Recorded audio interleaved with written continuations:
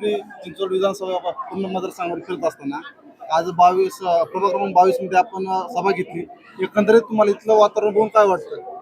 आपण पाहत असाल की देवाभाऊंच्या सर्व लाडक्या बहिणी आणि आमच्या लाडक्या बहिणी ह्या हजारोच्या संख्येने इथे उपस्थित आहेत आणि तो केवळ फक्त देवाभाऊंवरचा विश्वास आणि भारतीय जनता पार्टीने आजपर्यंत जे काही आमच्या महिला माता भगिनींसाठी जे काही विकास कामं केलेली आहेत, ज्या काही योजना दिलेल्या आहेत, त्या योजनांवर त्यांनी विश्वास ठेवून आज ह्या बहुसंख्येने इथं महिला उपस्थित आहेत आणि ह्या महिलांची उपस्थितीच दाखवतीये की प्रभाग क्रमांक 22 मधून यावेळेस चारीच्या चारी कमळ फुलणार आहेत.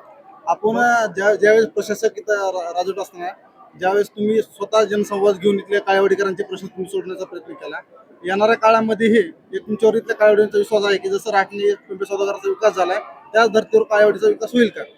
100% त्या विकासाच्या जोरावरच आणि आम्ही आज आपण पाहिलं विधानसभेमध्ये या काळेवाडीकरांनी मला भरभरून प्रेम दिलं, भरभरून मतं दिली आणि भरभरून आशीर्वाद दिलाय आणि त्या आशीर्वादाच्या उतराईमध्येच इथला विकास आम्हाला करायचा आहे आणि यावेळेस पण येणाऱ्या 15 तारखेला आम्हा सर्व कार्यकर्त्यांना विश्वास आहे की काळेवाडीकर यावेळेस पण पुन्हा एकदा चारीच्या चारी कमळ या चिन्हाच्या अधिकृत उमेदवारांना प्रचंड बहुमताने विजयी करतील आणि काळेवाडीचा जो काही विकास करायचा आहे, आपण जी दुर्लक्षित काळेवाडी आहे ती निश्चितच येणाऱ्या 5 वर्षामध्ये हा काळेवाडीचा बदल आपल्याला दिसून येईल. जसे नीताताई पाडळ यांची जनमानसामध्ये प्रतिमा आहे, विनोद बोचेची प्रतिमा आहे, त्या दोघांचा ह्या दोन्ही उमेदवाराला किती फायदा होईल असं मला वाटतं? 100% फायदा होईल. दोन्ही हे अनुभवी म्हणजे यांच्या दोन म्हणजे आता तिसरी टर्म आहे नीताताईंची पण आणि विनोदची पण.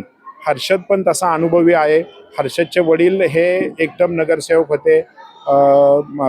आमच्या कोमलताई आहेत, त्यांचे पती सचिन हा सामाजिक कार्य हे मागील 10 वर्षापासून करतोय.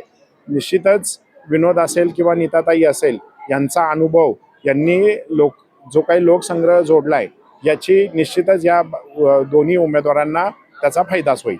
या माध्यमातून तुम्ही नागरिकांना काय आवाहन कराल? काळेवाडीकरांना मी एकच आव्हान करेल की येणाऱ्या 15 तारखेला आपण बाहेर पडा, मतदान करायला नव्हे तर काळेवाडीचं परिवर्तन करण्यासाठी, काळेवाडीचा विकास करण्यासाठी आणि जो विकास आपण मागील 15-20 वर्षापासून पाहताय की येणारी एक पिढी पूर्ण इथे या विकासाच्या वाट पाहण्यातच गेलेली आहे, तर पुढची पिढी अशी विकासापासून वंचित न राहण्यासाठी सर्व काळेवाडीकरांना, बंधू भगिनींना, सर्व मतदार राजांना विनंती करेल की येणाऱ्या 15 तारखेला आपण मतदानाला बाहेर पडा आणि भारतीय जनता पार्टीचे जे आमचे चारही उमेदवार आहेत त्या कमळ या चिन्हासमोरील त्यांचं बटन दाबून त्यांना प्रचंड बहुमताने विजयी करा आणि एकदा आम्हाला काळेवाडीकरांनी भारतीय जनता पार्टीच्या हातात सत्ता द्या.